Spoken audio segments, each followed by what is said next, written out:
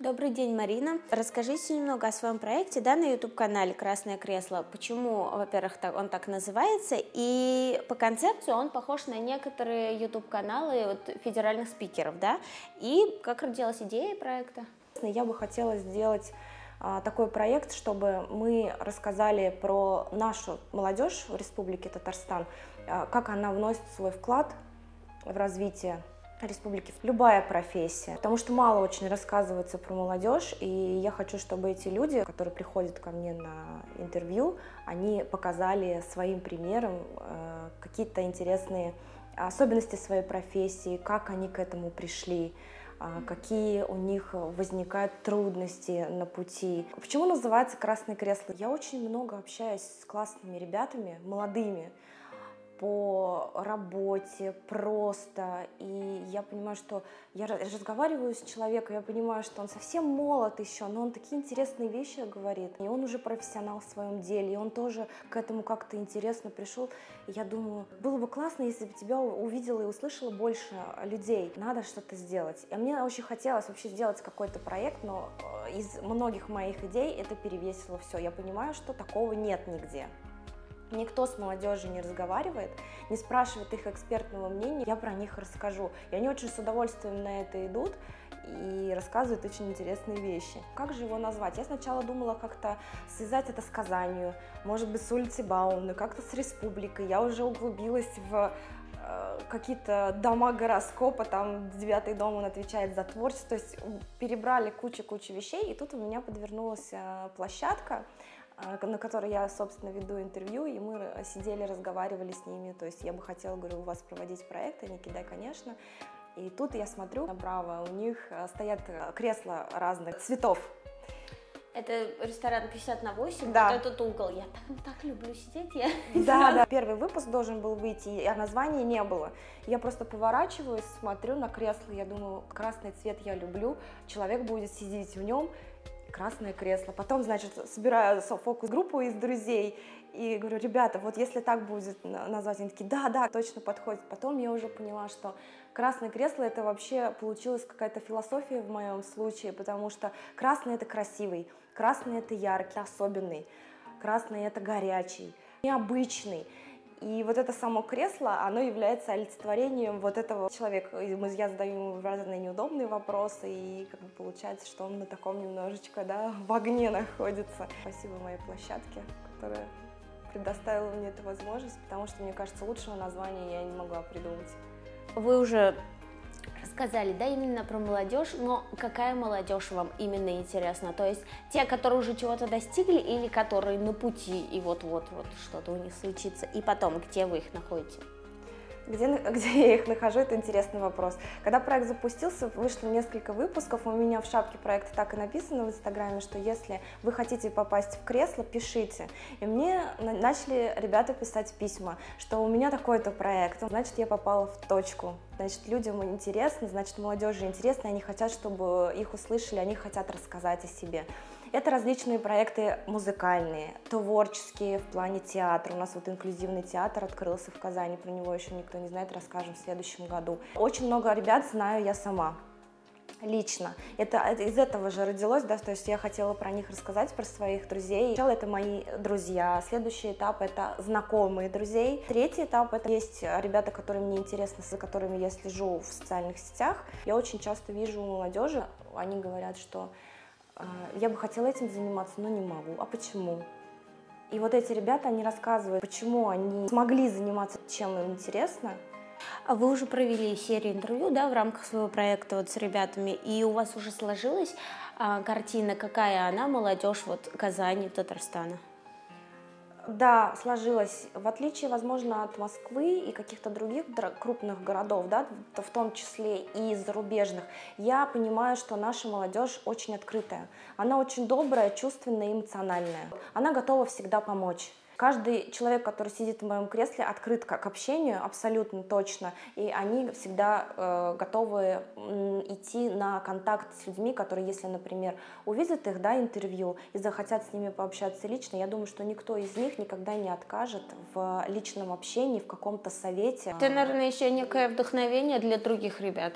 Конечно, конечно, вдохновение. Вот у меня Артур был Колобов, он каллиграф, сам выучился, у него есть тоже свое видение, он про это рассказывает, он оставляет свою каллиграфию на коммерческих проектах, но он это делает не просто так, чтобы нарисовать, а каждый проект он очень долго продумывает. Наши ребята готовы развиваться сами, несмотря на отсутствие спонсоров, на отсутствие поддержки. Марсель у меня был Касимов, он вообще тоже начинал со школьных спектаклей, и сейчас у него есть свой моноспектакль, сценарий которого читал лично Хабенский, да, то есть он его видел и давал свои рекомендации. Мне кажется, каждый человек хочет в какой степени известности, но смотря как ты ее достигаешь. Если ты занимаешься любимым делом, и если ты его реализовываешь, ты уже классный и известный.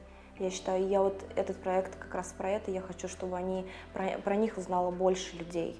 Каждый человек, который приходит ко мне на проект, он готов не только брать к себе учеников, будет в будущем, да, но и делиться своим творчеством. Занимайся тем, чем хочешь, и ты не будешь работать ни дня в своей жизни, да. У Артема Нурдинова, Art and Space, да, студия, они снимают огромное количество свадеб. Какие эмоции на этих роликах и какие эмоции на этих фотографиях получаются. Это столько счастливых людей, вы представляете? Театр на Булаке. Это просто потрясающие ребята. У меня Азиз как раз скоро будет в гостях. Вот, вы, наверное, знаете его. И самое главное — дарить эмоции. Интересно с молодежью работать. Почему? Потому что их эмоции еще не поддельные, они очень живые, готовы отдаваться. Когда мы разговариваем, очень много приходится вырезать, потому что мы и плачем, и смеемся, и переживаем вместе, они раскрываются. Я просто в силу каких-то определенных обстоятельств не могу это вставить. Мы, бывает, разговариваем по 3 часа, а интервью выходит 15-20 минут. Тот маленький момент, когда они раскрываются настолько, чтобы я могла это показать, я это показываю. И я хочу, чтобы в Казани люди посмотрели и подумали, я тоже хочу сюда. Я тоже хочу в это кресло, но чтобы сюда попасть, нужно что-то сделать, да, а чтобы что-то сделать, нужно заниматься этим с душой. Наша молодежь, да, все круто, классно, да, там в развитии в разных направлениях, но все же существует такое, то, что происходит отток молодежи в Москву, в Санкт-Петербург и на Запад. Вот что нужно сделать, что создать, возможно, чтобы это остановилось? Заниматься молодежной политикой более плотнее. У нас нет нормальных танцевальных залов в Казани. У нас нет своей киностудии. Это все поддержат меня. Киноплощадки даже. Какой-то коворкинг создать, чтобы ребята могли совершенно спокойно за символическую плату делать свои капустники, семинары, чтобы у нас студенты собирались если они хотят что-то порепетировать, чтобы была площадка, чтобы они могли прийти в этот коворкинг и порепетировать, да, опять же за символическую плату. Сплочение нужно, и нужно участие. Вот. Нужно, чтобы наше правительство, оно интересовалось не просто молодежью, а каждой конкретной личностью в целом. То есть та, которая развивается, та, которая хочет развиваться в первую очередь, да, которые не бросают на полпути при любой возможности, которая может нам предоставить, опустить руки. Они их не опускают, они встают и идут дальше, которые, несмотря на неудачи, на негативные отзывы в социальных сетях, угрозы, разное бывает со стороны тех же самых преподавателей гноблений, потому что если ты белая ворона, да, не все тебя любят. Они, несмотря на это, остались собой. YouTube-канал — это больше ваше хобби, да? Да, у вас все есть верно. основная работа. Да. Расскажите о ней, и потом, как вы вообще пришли в журналистику, да? Вообще у меня 2 образования. Это первое юридическое в Казанском государственном университете, и второе — это Российский университет дружбы народов, маркетинг, реклама, пиар. История моя приход к журналистике простая. Я всегда был очень открытый, общительный человек. Юриспруденция этого не очень предполагает, и поэтому, конечно же, после того, как я закончила юрфак, я поняла, что, поработав некоторое время в юриспруденции, я поняла, что это не совсем мое, мне не хватает открытости в людях, честности, драйва и так далее. Я поняла, что мне нужно работать там, где мой характер пригодится. Я закончила университет дружбы народов. Когда там училась, я поняла, что я нахожусь среди людей, которые меня понимают. Потом моя работа постепенно пришла к тому, что я стала маркетологом. И далее я пошла учиться на телеведущую. Опыт у меня с телевидением уже был, потому что я какое-то время работала моделью. Но я никак не предполагала, когда я училась в школе телевидения в Москве, что полюблю быть за кадром.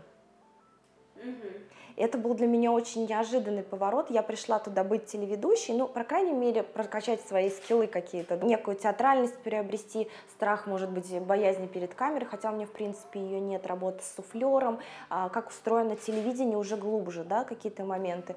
Но когда мы начали изучать уже интервью, вот Роман Плюсов, привет тебе, спасибо большое. Когда мы начали заниматься конкретно интервью, и Вера Кузьмина еще, спасибо вам, я поняла, что это безумно интересный формат, и я сама всегда любила слушать интервью. Это прям было мое практически хобби, и я думала, когда же я, может быть, окажусь в кресле, когда меня кто-то будет брать интервью, и вот сейчас я у вас здесь сижу, пожалуйста, мечты сбываются. Да, и когда я побывала там, брала уже интервью, там у нас был один чиновник, и оно прошло достаточно успешно, я поняла, что это гораздо интереснее и гораздо круче быть продюсером каких-то своих желаний, то есть ты уже управляешь, не тобой управляют, а ты управляешь, и это огромный потенциал для развития своей, опять же, творческой стороны. Когда берешь интервью, ты спрашиваешь какие-то личные, какие-то неожиданные вещи, ты видишь вот эти горящие глаза, как ему интересно рассказывать, как ему интересно делиться, и это такой заряд огромный, и после каждого интервью практически я в таком вдохновении заканчиваю, ухожу. Мы еще обычно, когда выключаю камеру, мы еще разговариваем достаточно долго. Я еще раз убеждаюсь в том, что наша молодежь очень крутая, не поверхностно просто прийти на спектакль, да, посмотреть, как они выражают свой талант. Они еще, помимо того, что они талантливые, действительно очень глубокие, развитые, очень интересные люди. Я буду рада, если какое-то из интервью моих ребят смотивирует кого-то на какие-то классные творческие подвиги, не только на это, а вообще, в принципе, на что-то смотивирует. Что вы можете пожелать в преддверии Нового года нашим зрителям YouTube-канала ТНВ? Телезрителям YouTube-канала ТНВ, всем телезрителям YouTube, всей Республики Татарстан, от мала до велика, я желаю вам испытывать больше радости в следующем году и двигаться к своим целям, несмотря ни на что. Даже если вам будут говорить, что это невозможно, поверьте мне, это возможно. Спасибо вам.